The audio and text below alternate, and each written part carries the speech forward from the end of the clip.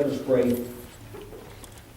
Heavenly Father, as we gather here tonight to do the city's work, we thank you for the opportunity and the privilege to be able to do this. We thank you for those that volunteered to lead us in that process and for the staff. We ask that you guide us in carrying out this process. We especially ask that you guide our council and staff to lead us well. All of this for the betterment of Floresville. We ask this in Jesus' name. Amen. Amen. Established a quorum, Councilman Guerrero, Councilman Nieto, Councilman Ortiz, and Councilman Tejada. At this time, if everyone will stand for the Pledge of Allegiance and the Texas flag. Pledge allegiance To the flag of the United States of America and to the republic for which it stands, one nation, under God, indivisible, with liberty and justice for all. With the Texas flag, I pledge allegiance to thee, Texas, one state, under God, one and indivisible.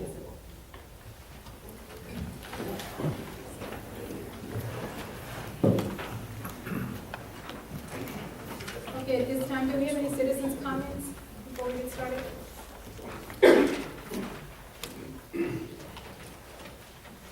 Thank you all for serving.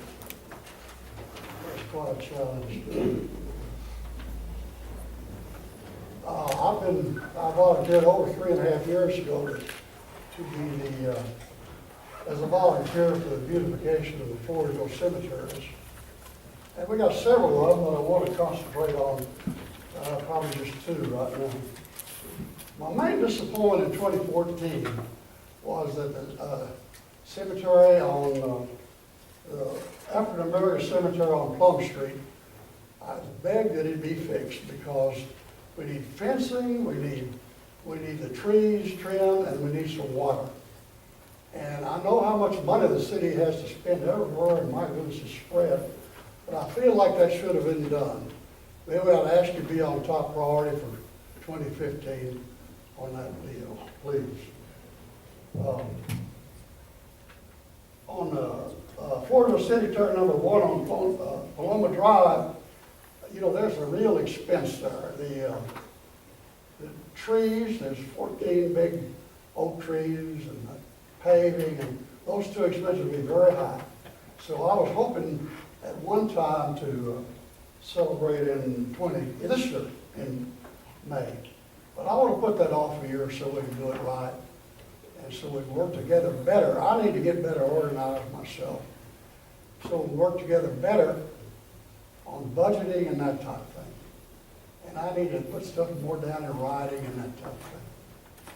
And I think maybe one of the most important things I've done is I do an early morning prayer, and I put the city council on that list. And I think that's important. Okay. Chris, can you respond to one of his comments? It's the comment period, as long as it's not an action item, or if you just have a brief comment or something. Henrietta, can you comment in regards to the African American? I know that you said the water and I don't know. City Cemetery number 2, actually, I've been working with Ms. Miles, and we did a survey for that. And then I was supposed to be meeting with the 2 sisters, one works at the hospital, but she's been ill and hasn't been able to meet. But we have water there because of the fire hydrant. We have some estimates in reference to that. The survey was really important because we have to do some fencing there, and the weather got away from us in reference to doing some fencing. But we are proposed to do some fencing at that location as well. And then the guys have got to get on, I made a note to make sure that the guys get on trimming those trees in reference to cemetery number 2. Cemetery number 1, it has been on the budget for some time in reference to the street, because I know that's one of the issues that has been spoken of, and it's a matter of funding. And we have some funds, but it's a matter of funding in reference to do that street. It's going to be quite costly to do it correctly. But they have been keeping it better with cemetery number 1 in reference to that location, and we're hoping that we can address some of those issues there. Mr. Russell, we've been listening to you.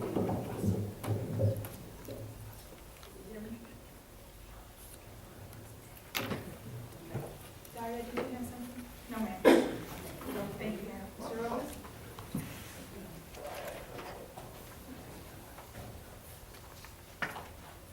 Mayor, City Council, City Manager. I just want to bring this up. I'm glad that this gentleman that happened last week, the veteran that shot himself, I think that we need to open the opportunity for more veterans that have problems I'm talking that the city needs to be more open and to let them feel free that they have problems to come and talk to people. I don't care what they're going to talk to people. But what this veteran did last week, he could very easily came over here, go to the schools and done something like that. And what I'm saying is that, you know what, I know that Mr. Gonzalez before I was upset and stuff, but you know, we got people in the county up there that got problems that are veterans. And that's why I harp on stuff like this, that we as a city, we need to open doors for veterans also. Because we don't want disaster to happen in the city or in schools. And maybe, like I said, be a little bit more friendly toward the people in the county. And because we don't need this to happen. And we gotta come up with something to eliminate that or to avoid that to happen. Because like I said, that gentleman, I thank him for doing that to himself, but again, he said nobody wanted to listen to him, nobody wanted to give him help. And that's why he did what he did. And, PTSD, if you haven't been in that situation, I'm telling you, it's a pretty lonely situation. So it's something, to think about. Thank you. Henrietta, does the city have anything as far as for their own employees to where I know some companies offer help if they need personal assistance regarding issues? They have a small part in what the insurance would provide, but we don't have an employee assistance program. I know they have some other employee assistance programs that you can purchase to give counseling and training in reference to different things that is definitely confidential. They don't share whatever problems people are having with the employer, but you can provide it as a benefit. But other than what they have in the insurance, so we do not. We might want to think about that for next time when we review the insurance to see what it would cost to put that in. We can't do like directives and stuff. You can ask questions and we can give answers. Sorry.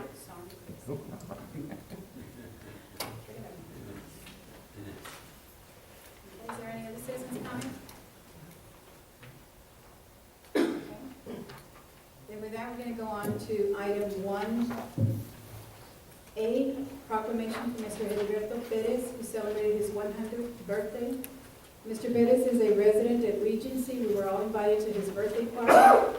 This gentleman, I went, I presented a proclamation, and I want you to know that his memory is like if he was a teenager. It was amazing to hear him talk. So I'm going to read the proclamation. Whereas Mr. Heriberto Perez was born on January 16, 1915 in Mexico and moved to Pope in his childhood and is celebrating his 100th birthday this year.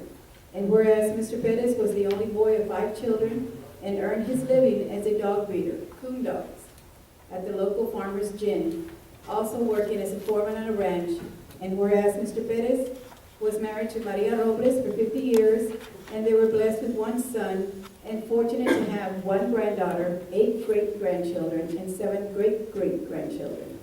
And whereas Mr. Perez, now residing in Regency Manor Nursing Home, has been a blessing to all he has had some in contact with over the past 100 years, and is joined by friends and family today to celebrate this exciting milestone in his life. Now therefore be it resolved that I, Mayor of the City of Floresville, by virtue of the authority vested in me, do hereby wish Mr. Heriberto Perez a very happy 100th birthday, and may he continue to share his love and joy with others. Furthermore, I do encourage all fellow residents, family, and friends to pay tribute to Mr. Perez on his 100th birthday, and wish him health and happiness in all his days to come. And I'm going to skip, and I'm going to go ahead and you can vote to approve the proclamation from item 2A. If I can get a motion. Mayor, I'll move to approve the proclamation of Mr. Heriberto Perez's 100th birthday. Second.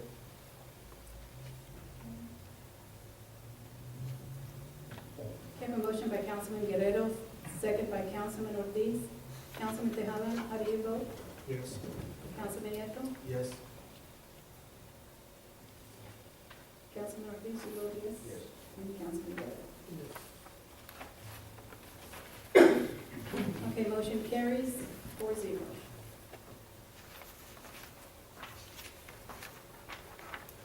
Before we go, can we please note that Councilman Rodriguez was not here this evening? And did he call in? I did not get a phone call from Councilman Rodriguez. Now we're going to go back to item 1B, Ideas Engineering Group, Mr. Swan.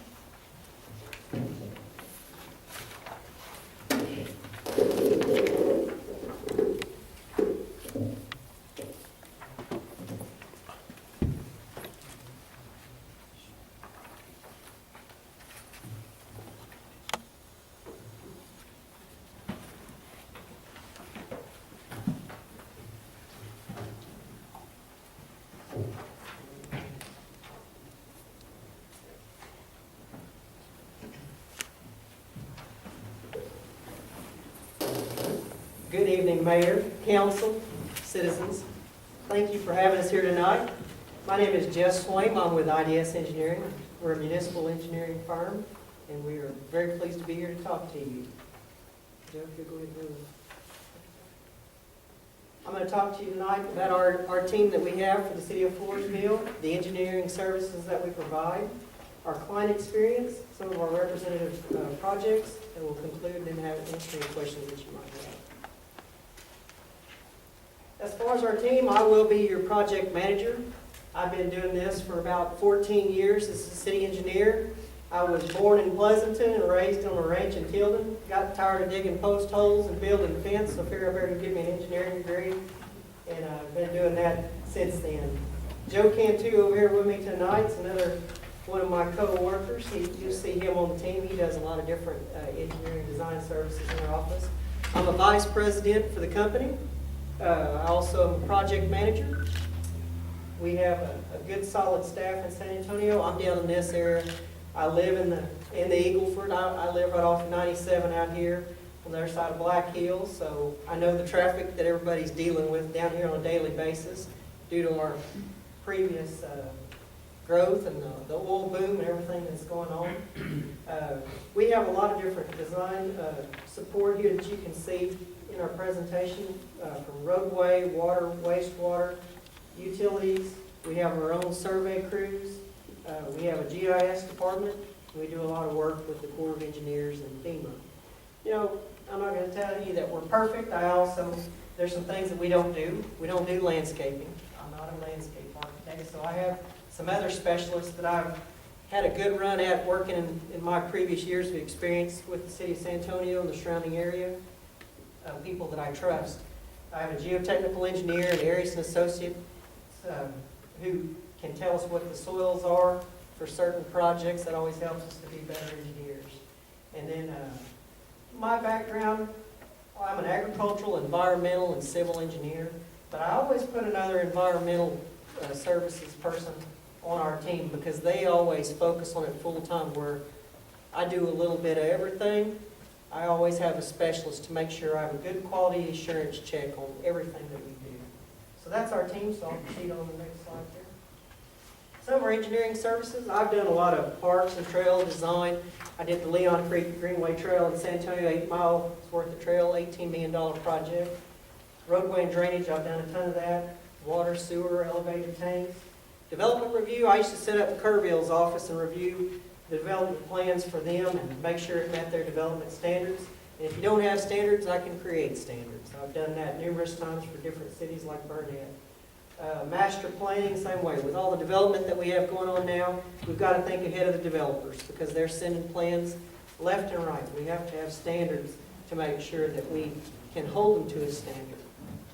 Utility design, I'm accustomed to working with all the utilities. Construction management, I'll take a project from cradle to the grave. As soon as we get it started, all the way through construction, the project closes out, and make sure it's built with the quality that we expect. We have our own survey crews to check the elevations and make sure that we're building it correctly. In capital improvement plans, I'm helping McClellan County out with quite a bit of stuff right now. Commissioners look at me kind of funny when I walk in there and talk about a CIP for them. Most of these men are ranchers my dad's age that they've seen me as a little boy that I'm helping. So I know that we're able to do those well. These are some of the clients we work for, and I know I listed a couple of them there as I was talking to you. San Antonio Water Systems, the River Authority. You know, I know y'all deal with the River Authority. I came over here quite a while ago, probably eight years ago, looking for work, but y'all already had a city engineer, so I'm really enthused at this opportunity to be able to come back and be of assistance in kind of my local and home area, I guess you could say. But these are some of the cities. I know you probably know them all, but I'll talk a little bit about them as I go on through the presentation. This is one of my pictures of the Leon Creek Trail I did. And I picked some tonight that I'm just kind of proud of that I've done, because as your project manager and potential city engineer, or one of your city engineers here, I need you to know more about me, because Ms. Turner will be visiting with me a lot if I'm fortunate enough to be able to work with her. And so you need to know as much about me as you can. I didn't really like this picture because I look a little heavier than I feel like I really am. But when you put it on a slide, it doesn't always turn out the way you want it to. But I was fortunate enough in my career so far to be able to work on the Riverwalk project. I was with a company before, a larger company. And you know, when you're working on about $20–30 million worth of drainage, it's awful fun. That's an iconic type project for my resume that you don't get to just do every day. And I loved it. That one was very unique. So if you're ever out on the Riverwalk, you can say, hey, I know a guy that at least messed up the drainage, or whatever you want to say over there. But I loved it. And that's just showing you a little bit of my drainage work that I've done and around there, all the site grading and drainage. This one was taken to me a while back. I believe in being hands-on. I'm not going to sit in the office, because that's how you mess up a project, is just sitting in the office. You have to get out. You have to work with your public works departments. You have to get out with your crew leaders and get out in the field. You got to take a look at the roads. Here's a picture of me crawling out of a manhole. I was setting flow meters in there. We were doing an I&I study. And I won't bore you too much with that one, but we'll make sure we take into account safety and all those practices as a good engineering firm should do. Oh, this is the project McMullen County Ground Storage Tank. I'm completing a water model for them right now. I know y'all already have some stuff in the works there, but I have a lot of different capabilities, and I have a large staff. We're a 100-man firm, and the president of the company is Tim Busha. He's in Houston, but I run the San Antonio office. But we have a wide variety of engineering support to help out. And I know I only had about 7 to 10 minutes tonight, so I'm trying to be a little bit fast for you. But I want you to look at this picture here, because what you see is a roadway. And I know as you go along and around here in Floresville, you see some roads. You've probably seen some of these longitudinal transverse cracks, a little bit of alligator crack, and maybe a pothole here and there. Well, I've worked with a lot of cities to help them with their capital improvement plans, their maintenance budgets, help them develop strategies and funding for getting their roads fixed. I would consider myself to be an expert in micropaver. It was a software developed in the 50s, and they used it on runways and airports quite a while ago. And what I do is I evaluate roadways, and I give them a pavement condition index and scoring.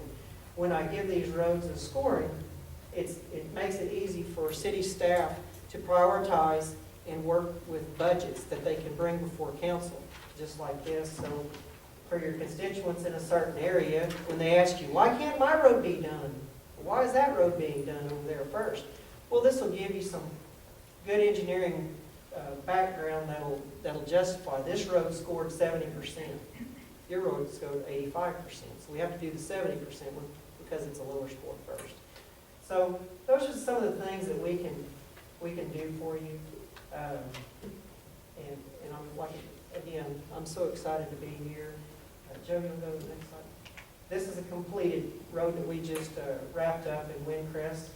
That's where some of those problems that you saw on the previous slide you don't see here now. We did spot base repairs, fixed that up, and came through with a mill and overlay. Sometimes you can get away a little cheaper depending on what your concerns are with your roads. Why the IDS engineering team?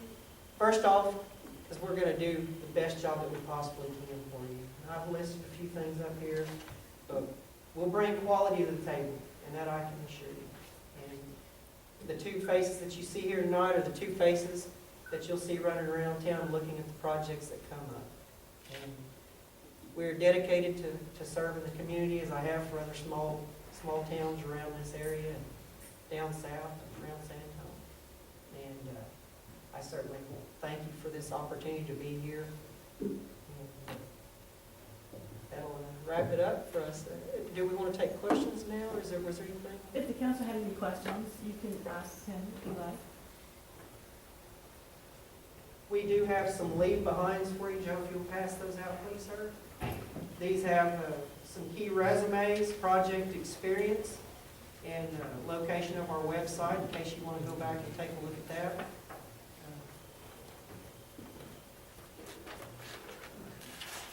The agenda's kind of vague, so what project are we looking at for the city of Floresville?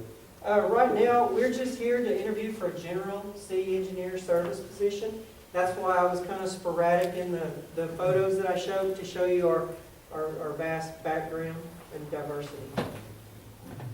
We've generally had Councilman Zahala in the past, and we're down to two Varian partners. There's a Varian Partners and then M&S Engineering, so just to give us a third firm, you said that you were busy, we would go back on. So it's not even a specific project, it's just to have a third firm. What school did you go to? Texas A&M College Station. Got another egg. Hope you will know that. Oh, my daughter's at A&M. All right. Is there anything else that I might not have covered? Thank you very much. Yes, ma'am. Thank you for the opportunity.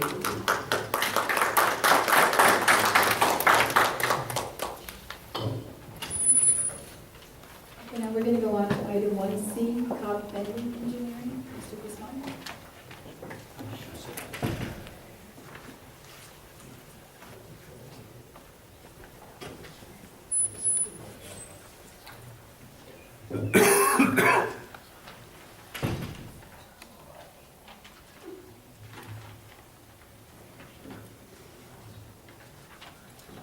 Good evening. I'll keep this short. I realize y'all have a long agenda.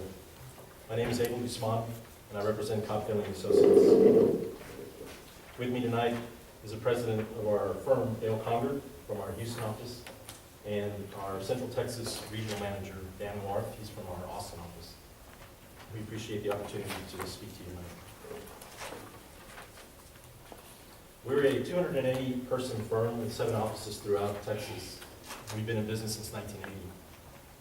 We provide comprehensive engineering services and development services. Some of the services we provide include municipal engineering, transportation, traffic engineering, surveying, annexation, water, wastewater design, subsurface utility engineering, or SUE, as well as some others. More than just taking on an assignment, our firm believes in listening to our clients and offering meaningful and innovative solutions to their problems. We have a long proven track record of working with municipalities of all sizes. These are some representative communities that we've served with their populations shown in red. Despite their size, they all have common infrastructure and planning needs. We strive to take this previously gained experience and apply it to help the city of Floresville.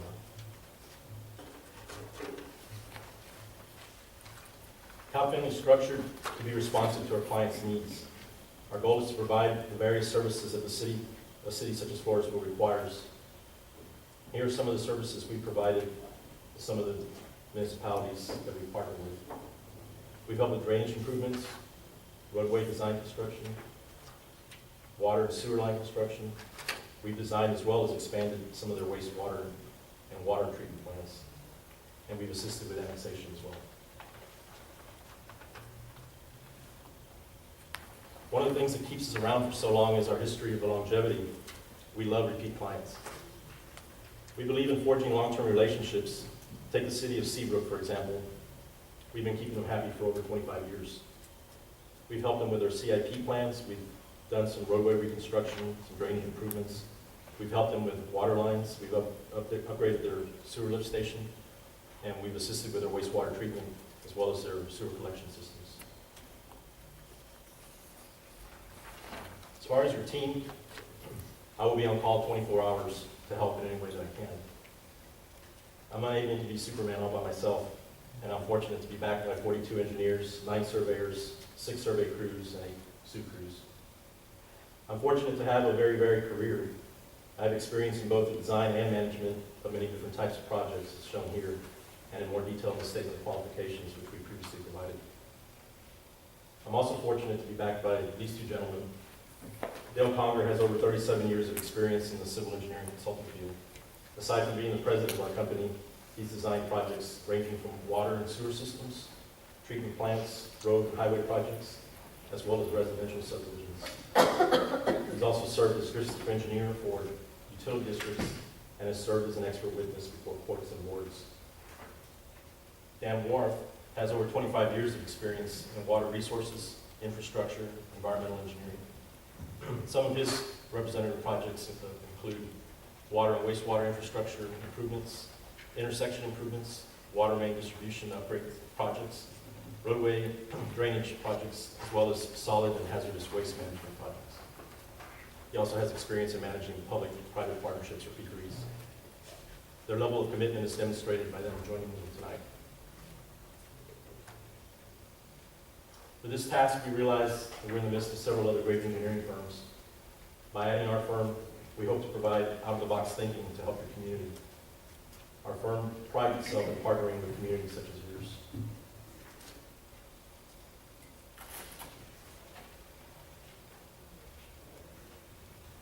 Having worked with so many great municipalities over the years, it's pretty neat when you get a little pat on the back.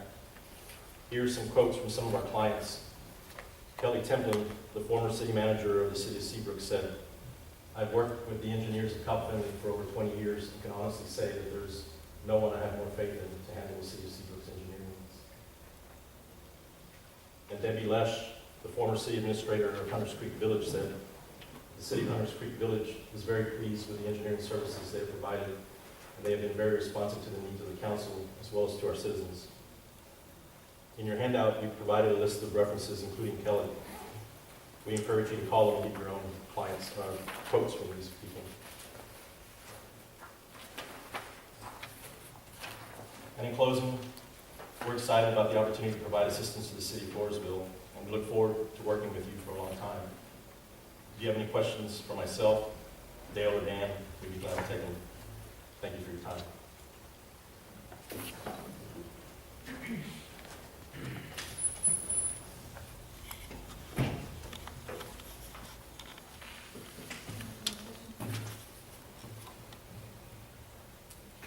So to be fair, where'd you go to school at? Texas A&M.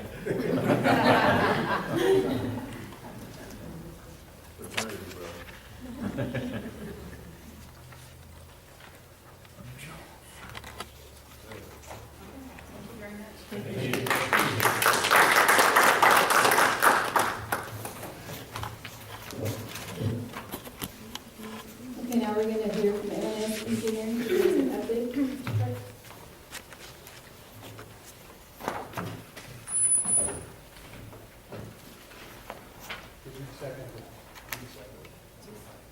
Mayor, if I may, Councilman, in your package, you should have his PowerPoint presentation in your packet. Did you receive that, Mr. Ortiz? It was an additional item that came in later on.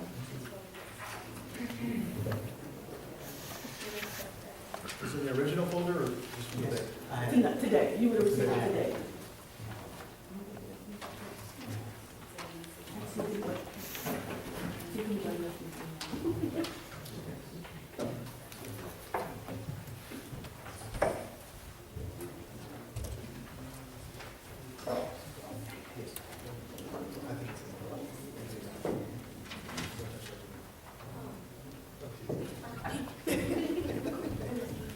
Be nice, he's new. I wanted to come back one more time.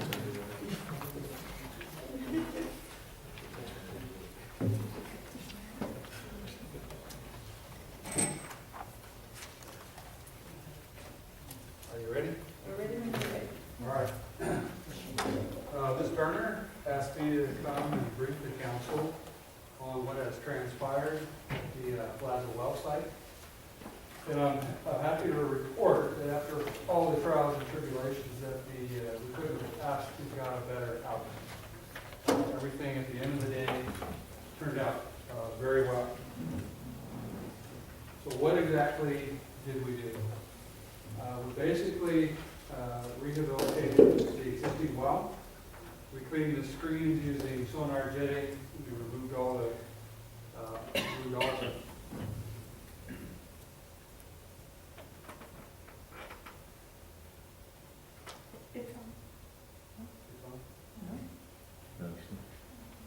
Is there a switch? No. All you do is push that button. Sorry, a second.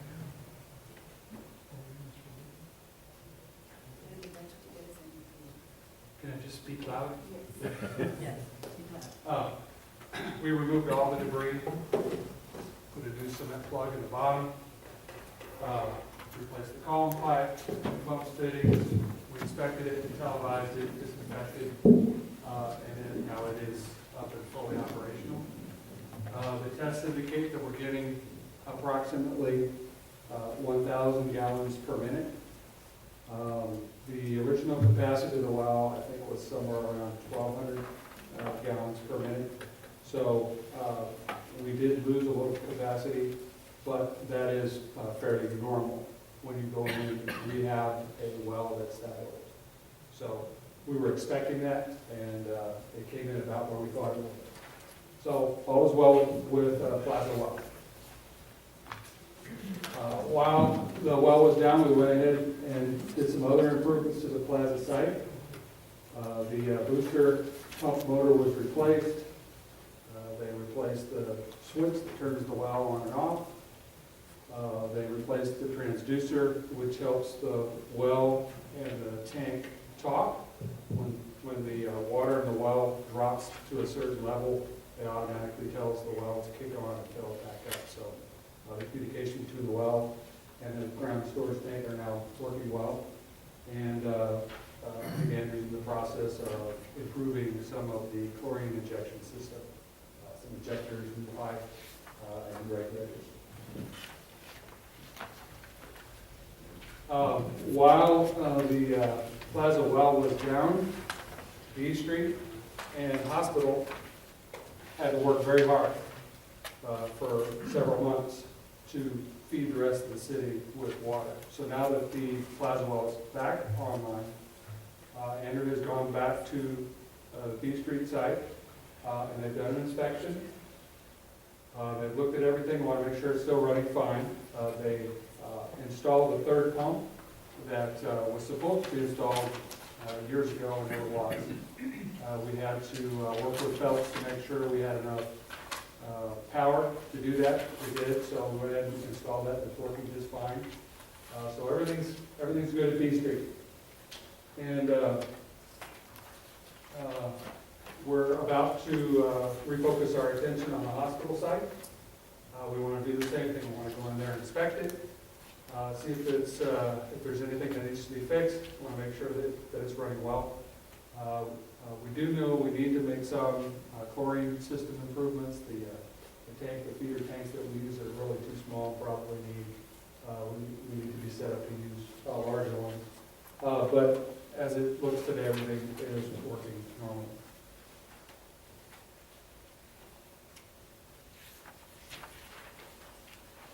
Are there any questions on the Plaza site or any of the other water production facilities that Floresville has?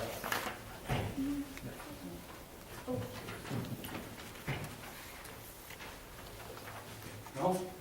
Okay.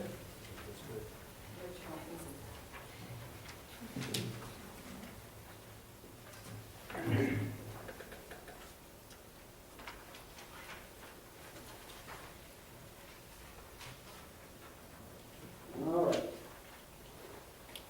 Ms. Turner wanted me to brief you all on the water modeling effort.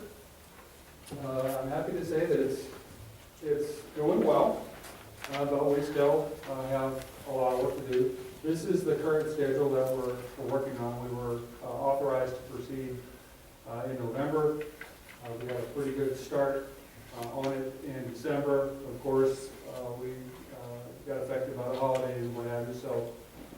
impact, and we've been hitting it pretty hard for the last couple of weeks. But our scope of work is to do our research and data collection. A lot of that's been done. We still collect bits and pieces of information as we go, but for the most part, that is done. The model is under construction. I would say we're roughly about halfway through. We wanted to concentrate on answering your questions about what impact the Riverbend development has on your system. So we've been concentrating on modeling those parts of the system to help answer those questions. So we still have another half of the city yet to build and model. Once that model is all put together, we start running it and we start calibrating it. Every model process goes through this. We have to make sure that that model reflects real operating conditions that exist today. So there's an effort in there to calibrate it. And then we have the implementation phase, which is basically a look at your system, what works, what doesn't work, what kind of improvements do you need over time. We'll do a 5-year CIP and come back to you with specific recommendations about what should be done.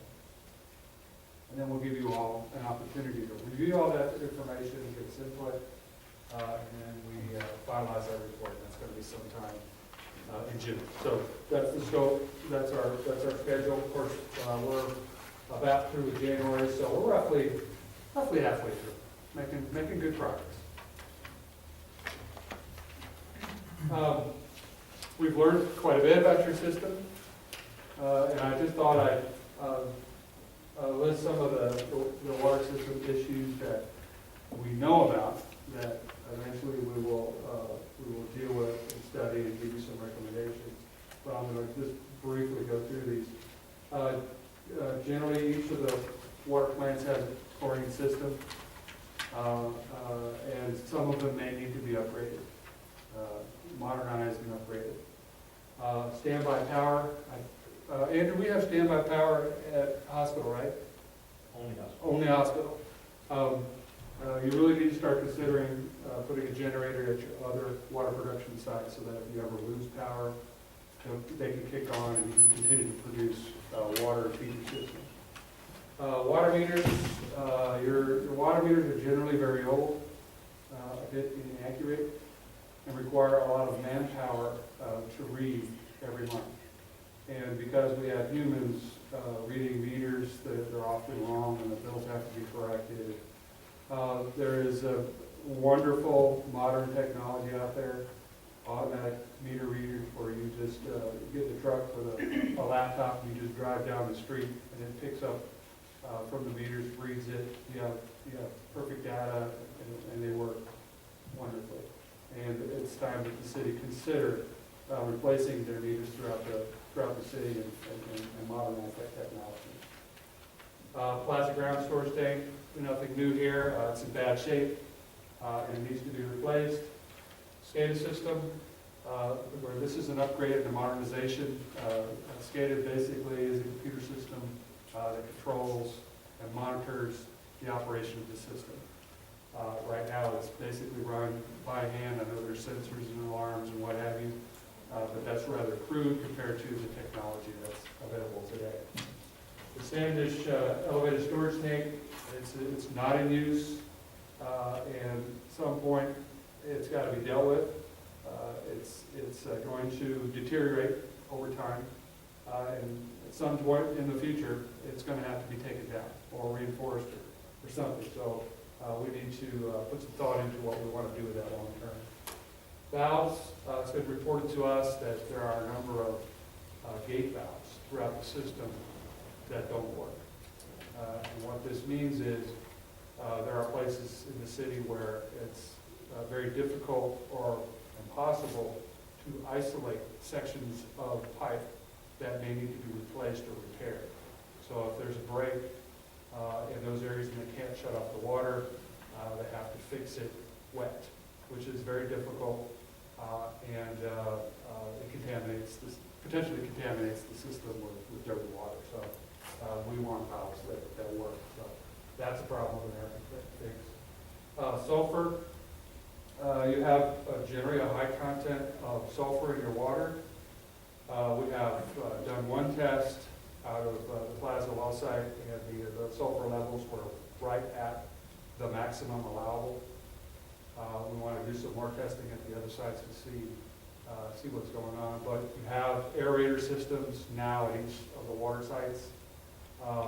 We're not sure how effective they are. I think we're still getting some complaints about the smell and the taste of the water, so that is something we need to look into.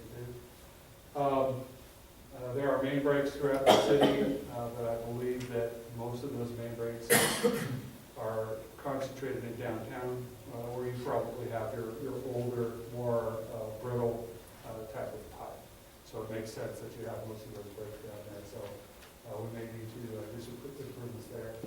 Fire hydrants, we're not quite sure whether the city has the proper coverage, whether you have enough fire hydrants in the right place. Some of the fire hydrants aren't necessarily operating like they should, so that's something we're going to be looking into. And not unusual, it happens in every system, but there's areas where you have undersized pipes, low pressures, things like that, and those are things that you just improve on over time. So that's just kind of a real quick overview of some of the issues with your system that we're going to be dealing with. Can I ask a question before you You proceed? sure can. I have a question from the beginning of the previous slide. You mentioned that you were halfway done, and that you were concentrating more on the riverbed. Yes. Okay, which of the two would be more important, is taking care of the one that's existing so we know that there's water, or something that's being future developed? Well, we're actually studying both of those questions in parallel. But we know that because of the activity at Riverbend, the city had a question on their mind. What impact ultimately does this have on our system? And so we're actually dealing with both of those questions in parallel. So one isn't slowing down the other. We just focused on that part first so we could answer that question. That's something we're gonna be able to get to you next month. I'm fixing to talk about Riverwood. Did I answer your question, Mayor? Now on the next one. You mentioned the valve. Yes. If there's valves that they can't open now, Yes. what do you have to do to get them to open? If they're not opening now, they're probably broken beyond repair. They have to be replaced. Could it be that if they haven't been used, that they were just tied like a nut on a tire? It is possible, but generally when they get to that point, they really can't be repaired economically. You probably have several different valves on your system. The valves may not necessarily be for sale anymore or have parts or could be repaired. So a lot of them are just old. And you have sulfur in your water, so anything that's iron is susceptible to corrosion, as we saw in the Plaza tank. So that's probably coming into play as well. And the last question on the fire Yes. hydrants. Sure. The fire hydrants. Yes. I know that we release them every once in a while. Is there a specific way that these should be released in the city? Or are they done randomly, or what should be the right? Well, typically, when you open up a fire hydrant, you're flushing the system for some reason. That's a very, very normal thing to do with a fire hydrant. And sometimes they're used for water supply, or for construction sites and what have you. People purchase a meter from the city, they hook it onto a fire hydrant, and they fill up their trucks and they pay for whatever they use. So that's very normal for them to be flushing the system with the fire. Is there a certain way that you should flush this? Like, should it be at one particular side of town, or in the middle of town, or? No, not necessarily. Generally, you require flushing when you're at the ends or periphery of a system because the water doesn't move as much and it gets kind of stale. So they usually flush it. You generally flush at high points in the system because sometimes you get air in your system and you want to bleed it and get it out. And then if there has been a main repair in the area, they'll typically open the fire hydrants, run them for a while to kind of flush out the dirty water that may have gotten in there during the repair. So very, very normal operation. Anything else? One question. Yes. On the Lodi tank, is that tank salvageable, or is it even worth trying to salvage? You know, I don't know. I only know what has been told to me by the folks who are actually running the system. I know the well has been out of service for a while because of, I believe, bacterial reasons. They just couldn't get it past any of the tests, so it's basically been shut down. So I really don't know what the condition of the tank on the inside is. So I'm sorry, I don't know enough to answer the question. This is something we'll be looking into. I think it was shut down for other reasons, not for that. Right, Andrew? If we're talking about the Standage. tank and standage, Right. okay, there was never a well there. The well's on the Oh, sorry. way for the shop, and that's already been capped. So it's no longer used, and the reason it was capped was because it got bacteria and they were trying to clean it, Never and could. they never could clean the water, so the management back then capped the well there at the shop, and there was the only, it was pushing water up to the tank, so Right. the tank doesn't have a well, it's not usable, so we either decide to tear it down or do something with it. Do something with it. Cannot be replaced. All right, let's talk about Riverbend for a second. As I said, we've been building the model so that we can answer some questions about Riverbend. We don't know everything yet, but we have learned a few things, and I just thought I'd let you know what we found out so far. The Riverbend development is served primarily through the plaza, well, and tank production site. Okay, I think there's a 16-inch main just down the hill and down Business and serves that whole subdivision. It does have an 8-inch tie into other pipe networks, but it primarily relies on that 16-inch main coming out of the plaza. So it's kind of on the end of a one-line system. Ultimately, that development will require about 150,000 gallons of ground storage. And if you remember, we have 80,000 gallons there now in a tank that needs to be replaced. Because Riverbend will demand more water out of the system, the pumping apparatus between the ground storage tank and the elevated storage tank needs to be enhanced because it needs to accommodate more flow. Okay, so we may have to switch out the booster pumps, we may have to reconfigure. We're not quite sure how that actually will happen, but that's got to be enhanced somehow. And then roughly, the Riverbend development will absorb about a third of the plaza well capacity, or about 300 gallons per minute. And you can equate that to a cost of a new well is probably $300,000, $400,000, $500,000, and if they're taking a third, you can kind of proportion out that cost. And that's part of what we'll get to you next month is what are the impacts and what are the equivalent dollars. So you'll have that information. That'll tell us what it will impact on this side. Exactly.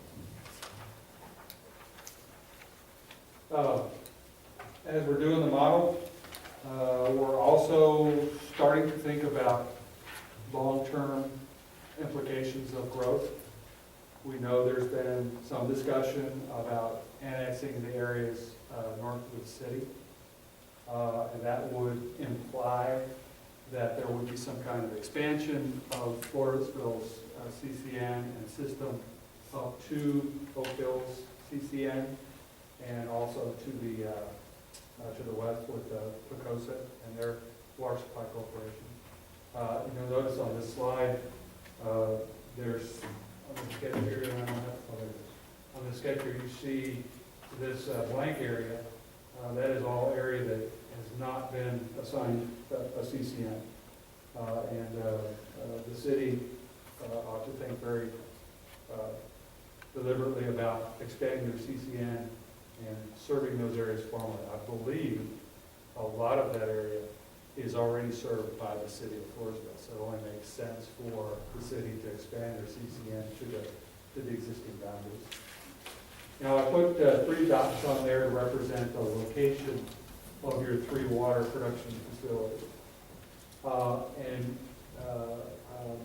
What we're beginning to worry about is how would you serve those areas in the future with water?